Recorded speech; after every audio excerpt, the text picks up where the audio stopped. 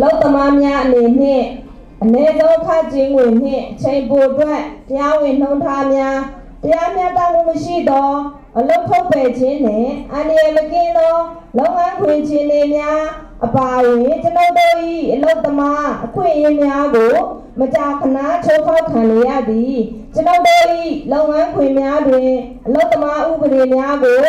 စောင့်ကြည့်ကြီးကြပ်ခြင်းနှင့်ကြည်တုံခြင်းများရှိစေရန်နှင့်အလုပ်ရှင်ကအလုပ်ထုတ်ပယ်မှာကို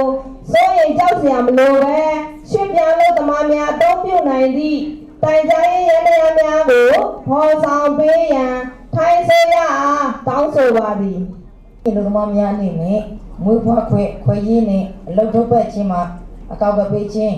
အခွင့်အရေးများကိုကျေသုံးဆောင်ရပေးရန်ကျွန်ုပ်တို့တောင်းဆိုပါသည်ဒီလူသမားများအနေနဲ့ကျွန်ုပ်တို့အားလူသမား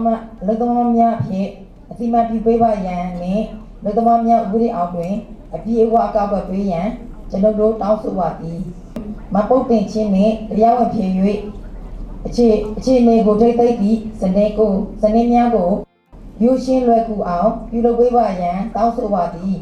ထို့သောပြုလုပ်ပေးခြင်းဖြင့်ထိုလုပ်ငန်းစဉ်တွင်အမြတ်ထုတ်သည့်ပွဲစားများကိုအသုံးပြုစားမလို့ပဲကျွန်ုပ်တို့ကိုယ်တိုင်လုပ်ငန်းစဉ်များကိုပြီးမြောက်စေရန်ဆောင်ရွက်နိုင်မည်ဖြစ်ပါသည်